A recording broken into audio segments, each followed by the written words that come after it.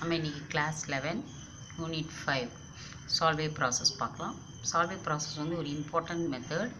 ஏன்னா it is used for the preparation of sodium carbonate. Sodium carbonate வந்து நிறைய இண்டஸ்ட்ரியில் யூஸ் பண்ணிகிட்டு இருக்கிறனால very important inorganic compound.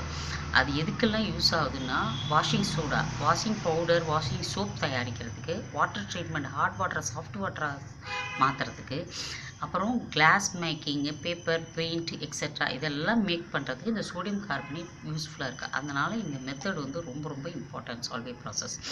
Sodium carbonate Na2CO3 10H2O deca, 10னா deca hydrate, sodium carbonate deca hydrate என்ன ஃபார்மில் இருப்பார்? கிறிஸ்டலின் ஃபார்ம், ஷேப் இருக்கும்.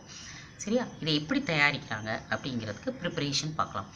இப்போது இந்த இதில் சோடியம் குளோரைட் சொல்யூஷன் எடுத்துக்கிறோம். சோடியம் உப்பு தண்ணி எடுத்துகிட்டு அதில் அமோனியா கேஸ் பாஸ் பண்ணுறோம் until it becomes saturated. அப்படின்னா maximum amount of ammonia gas pass பண்ணிவிட்டு அதுக்கப்புறம் carbon dioxide gas pass பண்ணுறோம். இமீடியட்டாக அமோனியா இந்த தண்ணியோடையும் கார்பன் டை ஆக்சைடோடையும் ரியாக்ட் பண்ணும். சரியா? ரியாக்ட் பண்ணோன்னே ammonia, water and carbon dioxide, தண்ணி, அமோனியா, கார்பன் டை ஆக்சைடு இது மூணும் தான் ரியாக்ட் பண்ணும். முதல்ல ரியாக்ட் பண்ணிவிட்டு அமோனியம் கார்பனேட் ஃபார்ம் ஆகிடுச்சு. Ammonium valency 1, carbonate valency 2, interchangeable NH4 twice CO3 ammonium carbonate form ஆகிடுச்சு. அமோனியம் கார்பனேட் ஃபார்ம் ஆகிட்டு இங்கேயே தானே இருக்கும். அப்போது மறுபடியும் அது என்ன பண்ணுது? இந்த கார்பன் டை ஆக்சைடோடையும் வாட்டரோடையும் ரியாக்ட் பண்ணிவிட்டு அமோனியம் பைகார்பனேட் ஃபார்ம் ஆகிடுச்சு. இந்த அமோனியம் பைகார்பனேட் ஃபார்ம் ஆன பிறகு தான் அது சோடியம் குளோரைட் சொல்யூஷனோட ரியாக்ட் பண்ண ஆரம்பிக்கும். சோடியம் குளோரைடோட ரியாக்ட் பண்ணும். அமோனியம் பைகார்பனேட் சோடியம் குளோரைடோட ரியாக்ட் பண்ண ஆரம்பித்தோன்னே ஸ்ப்ளிட் இன்ட்டு அமோனியமாகவும் பைகார்பனேட்டாகவும் தனியாகவும் NaClன்னு தனித்தனியாக பிரியுது. இப்போ NaHCO3 ஃபார்ம் ஆகிடுச்சு. NH4Cl. இந்த NaHCO3ங்கிறது கீழே ஒயிட் பிரிசிபிடேட்டாக கீழே தங்கிடும், தண்ணியில் கரையாது, கீழே கசன் மாதிரி ஒயிட் பிரிசிபிடேட் இருக்கும். அப்புறம் மேலே இந்த இது ஃபுல்லாக சொல்யூஷன் ஃபுல்லாக அமோனியம் குளோரைட்.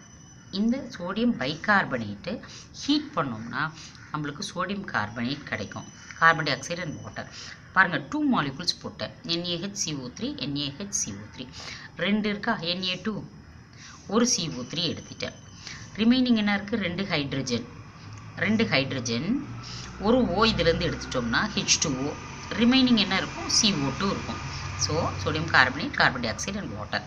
இப்போ இந்த அமோனியம் குளோரைட் மேலே இருக்கிறத அதையும் கால்சியம் ஹைட்ராக்சைடோட ட்ரீட் பண்ணுறோம்.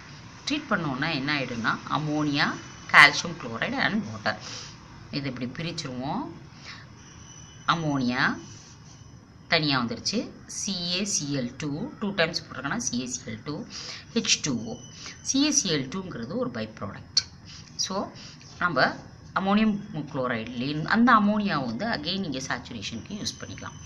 அடுத்த ப்ராப்பர்ட்டிஸில் என்ன, இது என்னன்னு பார்த்துட்டோம். சோப் பொடின்னு சொல்லிட்டு அது என்ன கலர்? கிறிஸ்டலைன்னு சொல்லியாச்சு. என்ன கலர்? வெள்ளை கலரில் இருக்கும்.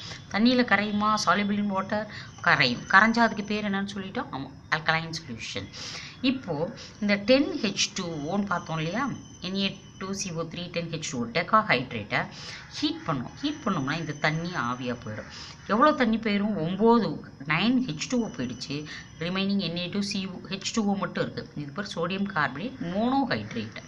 இதை அகெயின் 373 ஹீட் பண்ணோம்னா சோடியம் கார்பனேட், இதுக்கு வந்து சோடா ஆஷ்னு பேர். வாட்டர் மாலிகுலே இல்லாத சோடியம் கார்பனேட்டுக்கு பேர் சோடா ஆஷ்.